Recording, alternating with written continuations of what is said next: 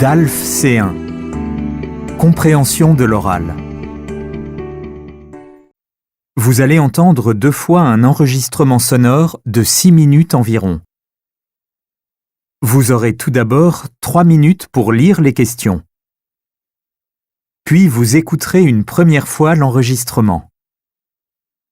Vous aurez ensuite 3 minutes pour répondre aux questions. Vous écouterez une seconde fois l'enregistrement. Vous aurez encore 5 minutes pour compléter vos réponses.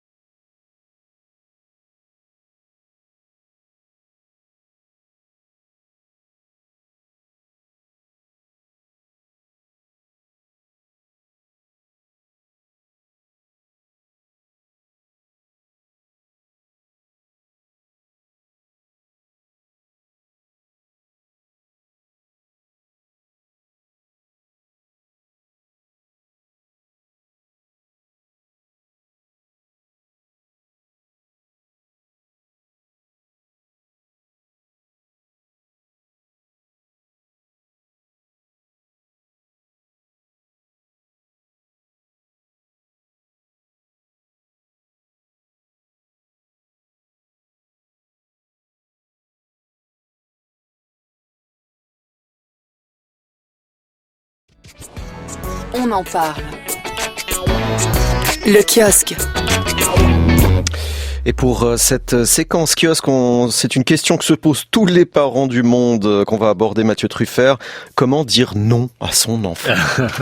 On sent le poids du papa dans votre ouvrage, Jérôme. Oui, alors effectivement, c'est pas simple. Raison pour laquelle le psychologue Stéphane Valentin y consacre ce livre de 220 pages. Alors, c'est un livre coloré avec des dessins d'enfants sur la couverture. C'est en réalité un problème assez sérieux. Donc ce livre s'appelle Je veux, avec ce sous-titre, en effet, comment dire non à son enfant. On y trouve des explications, un peu de théorie, des schémas, des photos et surtout des conseils pratiques. Et donc dire non, Mathieu, c'est nécessaire. Lorsqu'il naît, le bébé n'a pas conscience d'être un individu. À partir du 8e mois, nous explique Stéphane Valentin, ça change. Il prend conscience qu'il est une personne, qu'il a un pouvoir sur le monde.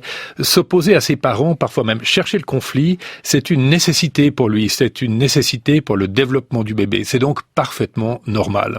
Mais ça ne veut pas dire que les parents doivent se laisser faire. Là encore, on a senti le papa.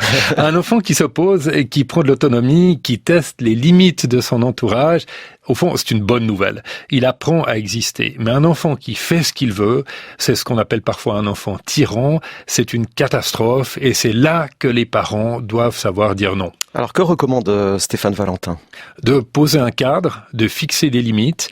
Or, ces limites ne sont pas forcément les mêmes pour tout le monde d'ailleurs. Stéphane Valentin, l'auteur, a été psychologue en France, en Inde, en Côte d'Ivoire. Il sait que les valeurs, que les règles de la société ne sont pas partout les mêmes, mais il est important d'avoir des règles, de les discuter au cœur de la famille et de les appliquer.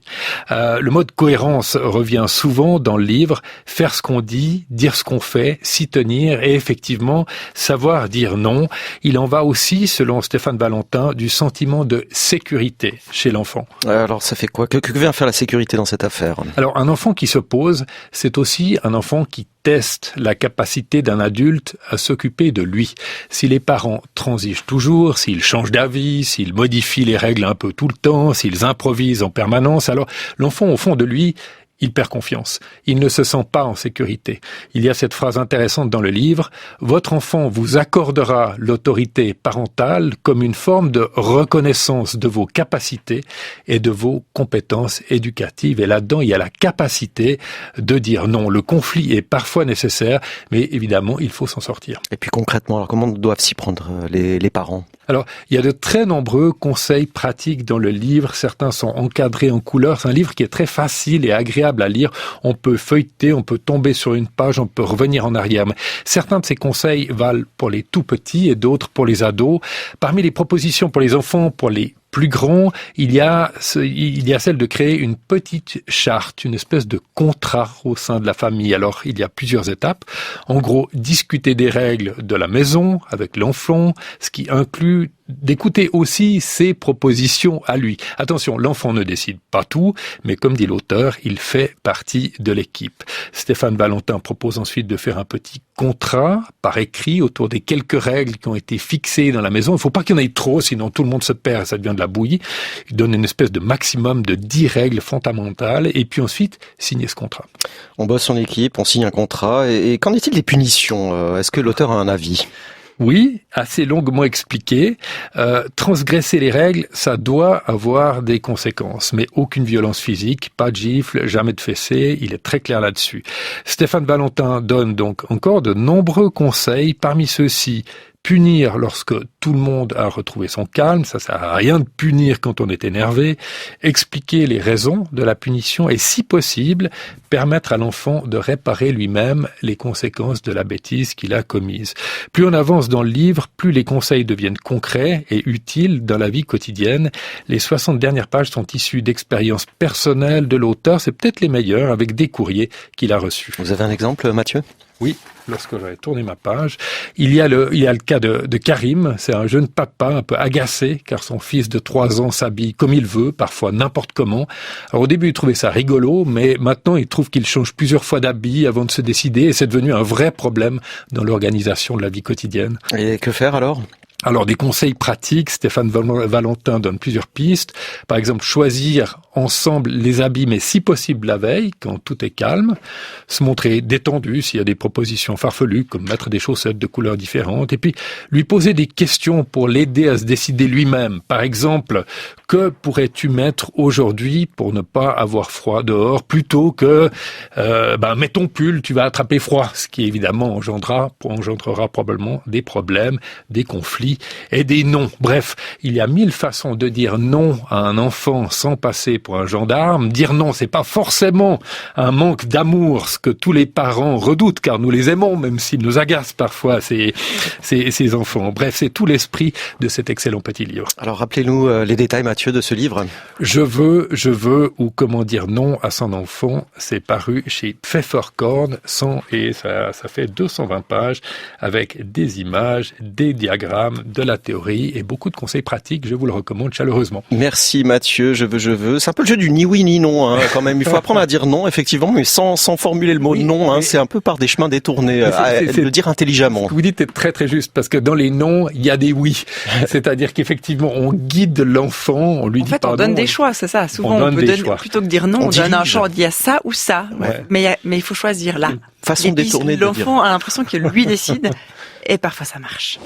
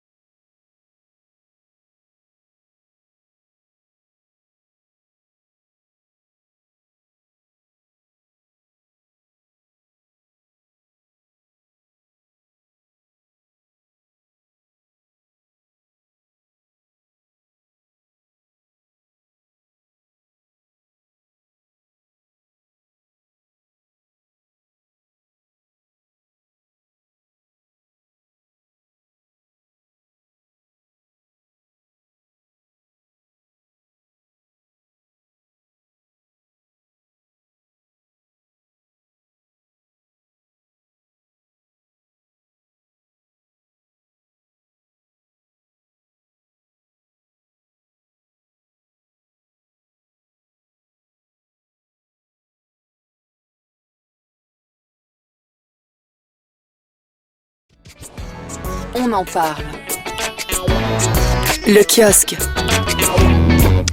Et pour cette séquence kiosque, c'est une question que se posent tous les parents du monde qu'on va aborder, Mathieu Truffert. Comment dire non à son enfant? On sent le poids du papa dans votre ouvrage, Jérôme. Oui, alors effectivement, c'est pas simple. Raison pour laquelle le psychologue Stéphane Valentin y consacre ce livre de 220 pages. Alors, c'est un livre coloré avec des dessins d'enfants sur la couverture. C'est en réalité un problème assez sérieux. Donc ce livre s'appelle Je veux, avec ce sous-titre, en effet, comment dire non à son enfant. On y trouve des explications, un peu de théorie, des schémas, des photos et surtout des conseils pratiques. Et donc dire non, Mathieu, c'est nécessaire. Lorsqu'il naît, le bébé n'a pas conscience d'être un individu. À partir du 8e mois, nous explique Stéphane Valentin, ça change. Il prend conscience qu'il est une personne, qu'il a un pouvoir sur le monde. S'opposer à ses parents, parfois même chercher le conflit, c'est une nécessité pour lui, c'est une nécessité pour le développement du bébé. C'est donc parfaitement normal. Mais ça ne veut pas dire que les parents doivent se laisser faire. Là encore, on a senti le papa. Un enfant qui s'oppose et qui prend de l'autonomie, qui teste les limites de son entourage, au fond, c'est une bonne nouvelle. Il apprend à exister. Mais un enfant qui fait ce qu'il veut, c'est ce qu'on appelle parfois un enfant tyran, c'est une catastrophe et c'est là que les parents doivent savoir dire non. Alors que recommande Stéphane Valentin? De poser un cadre, de fixer des limites. Or, ces limites ne sont pas forcément les mêmes pour tout le monde d'ailleurs. Stéphane Valentin, l'auteur, a été psychologue en France, en Inde, en Côte d'Ivoire. Il sait que les valeurs, que les règles de la société ne sont pas partout les mêmes, mais il est important d'avoir des règles, de les discuter au cœur de la famille et de les appliquer. Le mot de cohérence revient souvent dans le livre. Faire ce qu'on dit, dire ce qu'on fait, s'y tenir et effectivement savoir dire non. Il en va aussi, selon Stéphane Valentin, du sentiment de sécurité chez l'enfant. Alors ça fait quoi? Que vient faire la sécurité dans cette affaire? Alors un enfant qui s'oppose, c'est aussi un enfant qui teste la capacité d'un adulte à s'occuper de lui.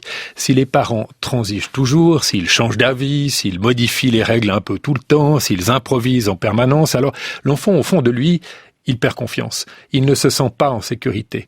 Il y a cette phrase intéressante dans le livre. Votre enfant vous accordera l'autorité parentale comme une forme de reconnaissance de vos capacités et de vos compétences éducatives. Et là-dedans, il y a la capacité de dire non. Le conflit est parfois nécessaire, mais évidemment, il faut s'en sortir. Et puis concrètement, alors comment doivent s'y prendre les parents? Alors, il y a de très nombreux conseils pratiques dans le livre. Certains sont encadrés en couleurs. C'est un livre qui est très facile et agréable à lire. On peut feuilleter, on peut tomber sur une page, on peut revenir en arrière. Mais certains de ces conseils valent pour les tout petits et d'autres pour les ados. Parmi les propositions pour les enfants, pour les plus grand, il y a celle de créer une petite charte, une espèce de contrat au sein de la famille. Alors, il y a plusieurs étapes. En gros, discuter des règles de la maison avec l'enfant, ce qui inclut d'écouter aussi ses propositions à lui. Attention, l'enfant ne décide pas tout, mais comme dit l'auteur, il fait partie de l'équipe. Stéphane Valentin propose ensuite de faire un petit contrat par écrit autour des quelques règles qui ont été fixées dans la maison. Il ne faut pas qu'il y en ait trop, sinon tout le monde se perd et ça devient de la bouillie. Il donne une espèce de maximum de 10 règles fondamentales et puis ensuite signer ce contrat. On bosse en équipe, on signe un contrat. Et qu'en est-il des punitions? Est-ce que l'auteur a un avis? Oui, assez longuement expliqué. Transgresser les règles, ça doit avoir des conséquences, mais aucune violence physique, pas de gifle, jamais de fessée, il est très clair là-dessus.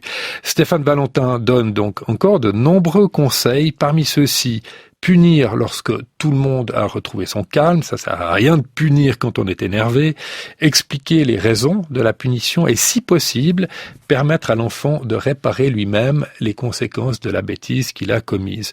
Plus on avance dans le livre, plus les conseils deviennent concrets et utiles dans la vie quotidienne. Les 60 dernières pages sont issues d'expériences personnelles de l'auteur, c'est peut-être les meilleures, avec des courriers qu'il a reçus. Vous avez un exemple, Mathieu? Oui, lorsque j'avais tourné ma page, il y a le cas de Karim, c'est un jeune papa un peu agacé car son fils de 3 ans s'habille comme il veut, parfois n'importe comment. Alors au début il trouvait ça rigolo, mais maintenant il trouve qu'il change plusieurs fois d'habit avant de se décider et c'est devenu un vrai problème dans l'organisation de la vie quotidienne. Et que faire alors ? Alors, des conseils pratiques, Stéphane Valentin donne plusieurs pistes. Par exemple, choisir ensemble les habits, mais si possible la veille, quand tout est calme. Se montrer détendu s'il y a des propositions farfelues, comme mettre des chaussettes de couleurs différentes. Et puis, lui poser des questions pour l'aider à se décider lui-même. Par exemple, que pourrais-tu mettre aujourd'hui pour ne pas avoir froid dehors, plutôt que mets ton pull, tu vas attraper froid. Ce qui, évidemment, engendrera probablement des problèmes, des conflits et des non. Bref, il y a 1000 façons de dire non à un enfant sans passer pour un gendarme. Dire non, c'est pas forcément un manque d'amour, ce que tous les parents redoutent, car nous les aimons, même s'ils nous agacent parfois, ces enfants. Bref, c'est tout l'esprit de cet excellent petit livre. Alors, rappelez-nous les détails, Mathieu, de ce livre. Je veux, ou comment dire non à son enfant, c'est paru chez Pfefferkorn, et ça fait 220 pages, avec des images, des diagrammes, de la théorie et beaucoup de conseils pratiques. Je vous le recommande chaleureusement. Merci Mathieu, je veux. C'est un peu le jeu du ni oui ni non, hein, quand même. Il faut apprendre à dire non, effectivement, mais sans formuler le mot non. Hein, c'est un peu par des chemins détournés, le dire intelligemment. Ce que vous dites est très très juste, parce que dans les non, il y a des oui. C'est-à-dire qu'effectivement, on guide l'enfant, on lui dit pas non. En fait, on donne des choix, c'est ça. Souvent, on peut donner, plutôt que dire non, on donne un choix, on dit il y a ça ou ça. Ouais. Mais il faut choisir là. Façon détournée de dire. L'enfant a l'impression que lui décide, et parfois ça marche.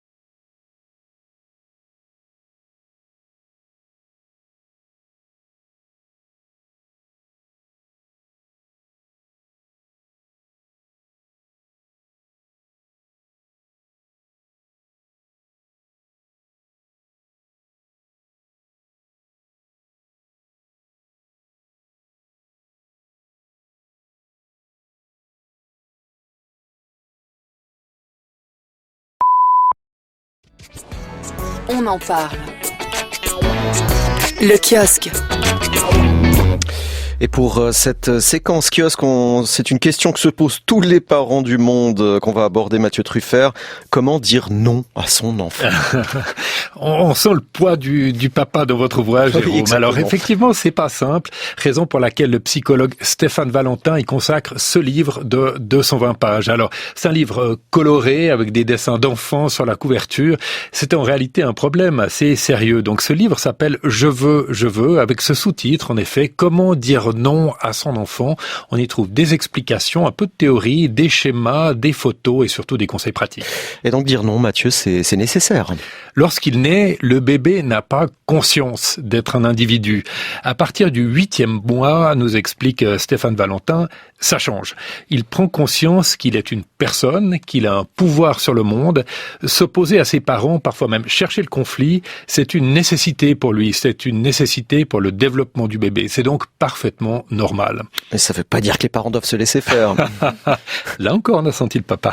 Un enfant qui s'oppose et qui prend de l'autonomie, qui teste les limites de son entourage, au fond, c'est une bonne nouvelle. Il apprend à exister. Mais un enfant qui fait ce qu'il veut, c'est ce qu'on appelle parfois un enfant tyran, c'est une catastrophe et c'est là que les parents doivent savoir dire non. Alors que recommande Stéphane Valentin? De poser un cadre, de fixer des limites.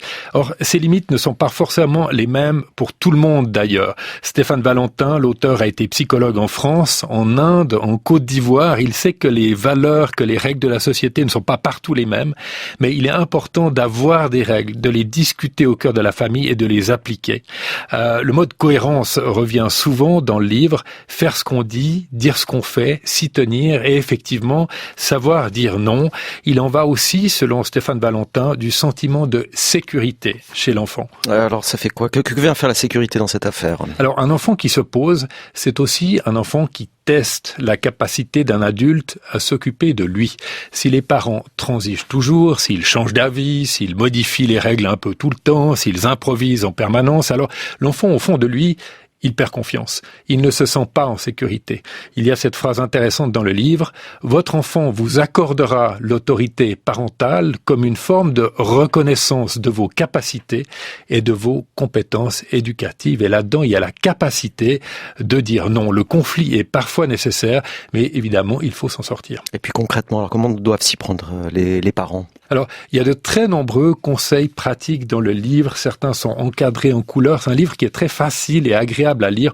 On peut feuilleter, on peut tomber sur une page, on peut revenir en arrière. Mais certains de ces conseils valent pour les tout petits et d'autres pour les ados. Parmi les propositions pour les enfants, pour les plus grand, il y a celle de créer une petite charte, une espèce de contrat au sein de la famille. Alors, il y a plusieurs étapes. En gros, discuter des règles de la maison avec l'enfant, ce qui inclut d'écouter aussi ses propositions à lui. Attention, l'enfant ne décide pas tout, mais comme dit l'auteur, il fait partie de l'équipe. Stéphane Valentin propose ensuite de faire un petit contrat par écrit autour des quelques règles qui ont été fixées dans la maison. Il ne faut pas qu'il y en ait trop, sinon tout le monde se perd et ça devient de la bouillie. Il donne une espèce de maximum de 10 règles fondamentales et puis ensuite signer ce contrat. On bosse en équipe, on signe un contrat. Et qu'en est-il des punitions? Est-ce que l'auteur a un avis? Oui, assez longuement expliqué. Transgresser les règles, ça doit avoir des conséquences, mais aucune violence physique, pas de gifle, jamais de fessée, il est très clair là-dessus. Stéphane Valentin donne donc encore de nombreux conseils, parmi ceux-ci. Punir lorsque tout le monde a retrouvé son calme, ça sert à rien de punir quand on est énervé. Expliquer les raisons de la punition et, si possible, permettre à l'enfant de réparer lui-même les conséquences de la bêtise qu'il a commise. Plus on avance dans le livre, plus les conseils deviennent concrets et utiles dans la vie quotidienne. Les 60 dernières pages sont issues d'expériences personnelles de l'auteur. C'est peut-être les meilleures, avec des courriers qu'il a reçus. Vous avez un exemple, Mathieu? Oui, lorsque j'avais tourné ma page, il y a le cas de Karim. C'est un jeune papa un peu agacé car son fils de 3 ans s'habille comme il veut, parfois n'importe comment. Alors au début, il trouvait ça rigolo, mais maintenant, il trouve qu'il change plusieurs fois d'habit avant de se décider et c'est devenu un vrai problème dans l'organisation de la vie quotidienne. Et que faire alors ? Alors, des conseils pratiques, Stéphane Valentin donne plusieurs pistes. Par exemple, choisir ensemble les habits, mais si possible la veille, quand tout est calme, se montrer détendu s'il y a des propositions farfelues, comme mettre des chaussettes de couleurs différentes, et puis lui poser des questions pour l'aider à se décider lui-même. Par exemple, que pourrais-tu mettre aujourd'hui pour ne pas avoir froid dehors, plutôt que mets ton pull, tu vas attraper froid, ce qui évidemment engendrera probablement des problèmes, des conflits et des non. Bref, il y a 1000 façons de dire non à un enfant sans passer pour un gendarme. Dire non, c'est pas forcément un manque d'amour, ce que tous les parents redoutent, car nous les aimons, même s'ils nous agacent parfois, ces enfants. Bref, c'est tout l'esprit de cet excellent petit livre. Alors, rappelez-nous les détails, Mathieu, de ce livre. Je veux, ou comment dire non à son enfant, c'est paru chez Pfefferkorn, et ça fait 220 pages, avec des images, des diagrammes, de la théorie et beaucoup de conseils pratiques. Je vous le recommande chaleureusement. Merci Mathieu, je veux. C'est un peu le jeu du ni oui ni non, hein, quand même. Il faut apprendre à dire non, effectivement, mais sans formuler le mot non. Hein, c'est un peu par des chemins détournés, le dire intelligemment. Ce que vous dites est très très juste, parce que dans les non, il y a des oui. C'est-à-dire qu'effectivement, on guide l'enfant, on lui dit pas non. En fait, on donne des choix, c'est ça. Souvent, on peut donner, plutôt que dire non, on donne un choix, on dit il y a ça ou ça. Ouais. Mais il faut choisir là. Façon détournée de dire. L'enfant a l'impression que lui décide, et parfois ça marche.